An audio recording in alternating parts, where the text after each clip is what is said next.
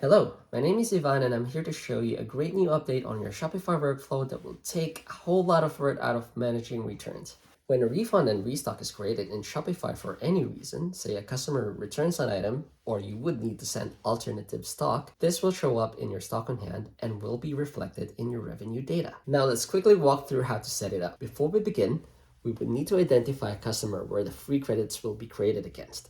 This could be an existing customer, like the one you may already be using as your single customer for all your Shopify orders. Or you can create one specifically for Shopify credits so long as it would be in your Unleashed account's base currency. Now would also be a good time to refresh our connection to make sure that we're on the latest version of this integration. From the Shopify tile under the e-commerce hub, click on Configure against the store you want this feature enabled.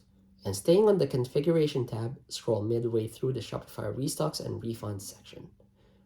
From here, we can switch the toggle on for Import Shopify Restocks and Refunds into Unleash as free credits. We can then select the status of the free credits as either part or completed, taking note that the credits containing serialized and batch track products will fail to complete as you would need to add these in manually. We must then select our free credit customer. And finally, scroll further down to save the changes we made. Once a refund and restock comes through, a credit reason called Shopify Credit will automatically be created under your system settings, which will then be used on the free credits that Unleash will be generating.